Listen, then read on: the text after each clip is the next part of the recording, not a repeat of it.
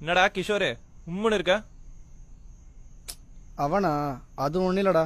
நம்ம வாட்ஸ்அப் குரூப்ல சத்யாக்கும் ரகுக்கும் சின்ன சண்டை. என்ன சண்டை? அதுவா,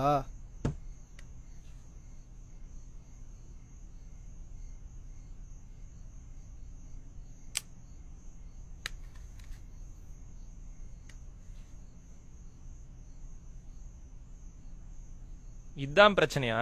அப்புறம் என்னாச்சு? அப்புறம் என்ன ஆச்சு? நானும் ரகுவும் பேசிட்டு இருந்தோம். நடுவில் சத்யா வந்தான்.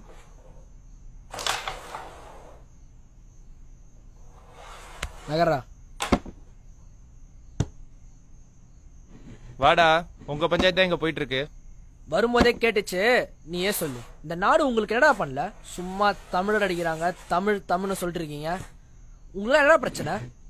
தமிழர்களை இந்தியனா பாக்குறது இல்லடா, அதான் பிரச்சனை. இது வரைக்கும் இலங்கையால 600 மீனவர்கள் சுட்டுக் கொல்லப்பட்டிருக்காங்க. அதுக்கு இங்க எவ்வளவு போராட்டம் நடந்துச்சு. நாம யாரோ மாதிரி தானே இருந்தோம். ஆமா, இதுடா சப்போர்ட் பண்ணோம்.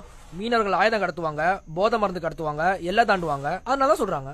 ஏண்டா உனக்கே தனியாம தெரியல? 600 மீனவர்களுமா கெட்டவங்க? இலங்கையில எப்ப போர் ஆரம்பிச்சதோ அது சுட்டுதாண்டா இருக்காங்க. என்னடா பேசுற? இங்க மீனவர்களை சொல்றதுக்கும் இலங்கையில போர் நடக்கிறதுக்கு என்னடா சம்பந்தம்? சம்பந்தமே இல்லாம அங்க நடக்கிற போற இங்க சேர்க்காதடா. அது அவங்க நாட்டு பிரச்சனை. எது அவங்க நாட்டு பிரச்சனை? இது தமிழர்களோட பிரச்சனை. இப்ப வேணா நம்ம நாடால பிரிஞ்சிருக்கலாம், ஆனா மொழியால இணைஞ்சவங்க. அங்க பஞ்சம் பிழைக்க வந்தாங்க, தமிழர்களை ஒடுக்குனாங்க. அதனாலதான் அங்க போர் ஆரம்பிச்சது. அதை எதிர்த்து நிறைய அமைப்புகள் போராடினாங்க. அதுல ஒரு அமைப்பு ஆயுதம் எடுத்தாங்க. எல்லாம் தடை செய்யப்பட்டு தீவிரவாதியை கொண்டா. ஏய் விர்ரா, இதுக்கேண்டா அவனை முறைக்க? ஏய் கையறா, விர்றா விர்றா.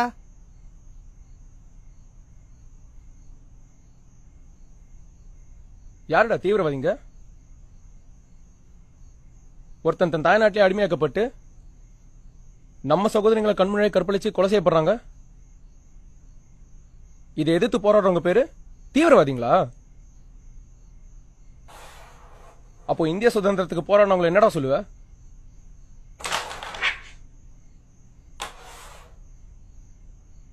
சுதந்திரத்துக்காக போராடினவங்கள இந்தியாவோட சேர்த்து 32 நாடுங்க தீவிரவாதின்னு சொல்லி தடை செய்ய மாட்டாங்க.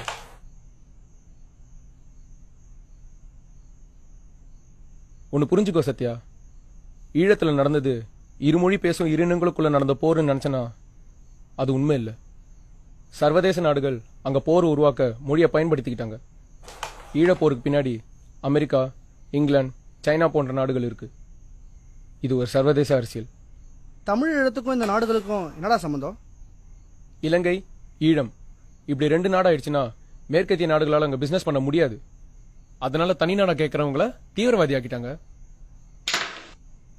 அங்க நடக்கிறது ஜியோ பாலிடிக்ஸ் மூலியமா ஒரு சுரண்டல். ஜியோ பாலிடிக்ஸா? அப்படின்னா? ஒரு நாடு இன்னொரு நாடோட ஜியோகிராபிக்கல் ஸ்ட்ரக்சர் பத்தி தெரிஞ்சுக்கிறது. அதுலதான் சுரண்டல். நீ ஒரு அமெரிக்கன் பிசினஸ் மேனா பாத்தீங்கன்னா சிங்கப்பூரோட ட்ரேட் எக்கானமி, பிலிப்பைன்ஸோட military dockyards, Dubai retail market, petrol refinery plans, pubs, casinos, prostitution centres இதெல்லாம் நிறைவேற்றணும்னா இந்தியன் ஓஷன்ல ஒரு தீவும் அதுக்கான கூலிங்களும் தேவை. அப்படி மாட்டின ஒரு இடம் தான் இலங்கையும் அதுல இருக்கிற தமிழர்களும். இப்படி ஒரு ரியல் எஸ்டேட் ப்ராப்பர்ட்டியை எந்த ஒரு வல்லாதிக்க நாடு விட்டு கொடுக்க தயாரா இருக்காது. இதை செய்ய 40 வருஷமா ட்ரை பண்ணிட்டு இருக்காங்க. இது நிறைய பேருக்கு தெரியாது. இது தமிழர்களுக்கு எதிராக திட்டமிட்டு செஞ்ச ஒரு இனப்படுகொலை. ஒரு வலிமை இல்லாத நாடு ஜெனசைட் நடத்துதுன்னா அதுக்கு பின்னாடி ஒரு வல்லாதிக்க நாடு இருக்குன்னு அர்த்தம். 2009 ஸ்ரீலங்காவில் நடந்த ஜெனசைட் முடிவில்லை, அது தமிழ்நாட்டில் நடக்க போற ஜெனசைடுக்கு ஒரு துவக்கம்.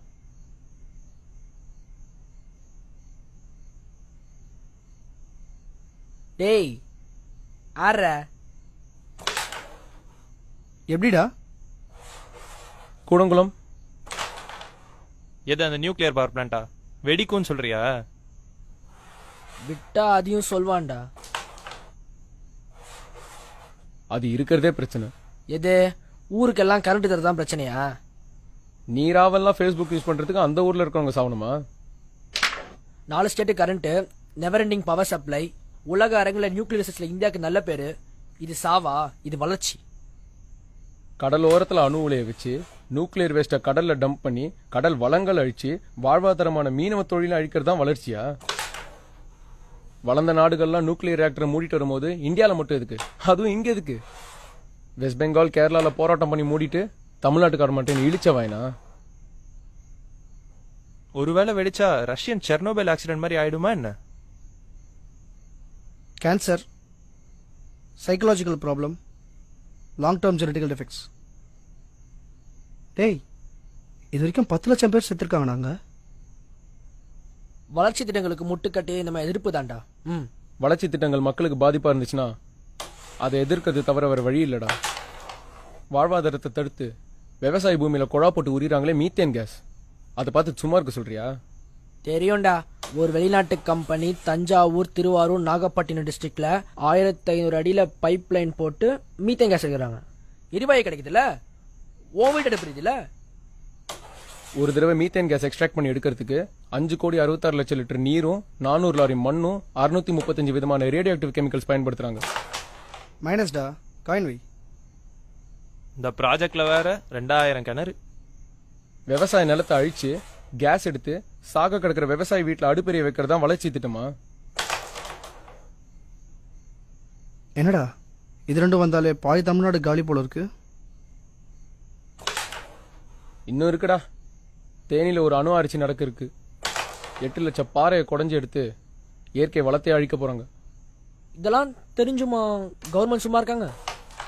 இதெல்லாம் தெரிஞ்சுக்காம நாமளும் சும்மா இருக்கோம்.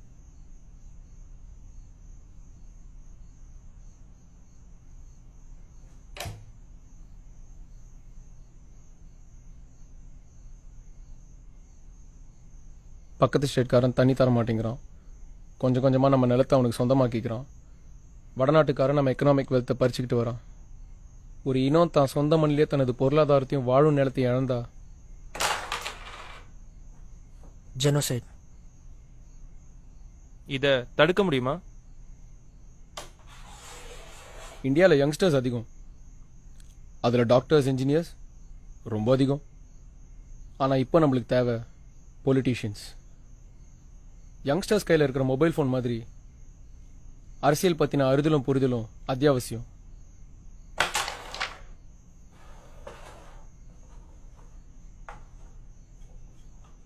எந்த அளவுக்கு சினிமா தெரிஞ்சு வச்சிருக்காங்களோ அந்த அளவுக்கு அரசியலும் தெரிஞ்சு வச்சிருக்கணும். ஒரு குறிப்பிட்ட மக்களை ஒடுக்கிறதும் ஒதுக்கப்படுறதும் இந்த உலகத்தில் நடந்துட்டே தான் இருக்கும்.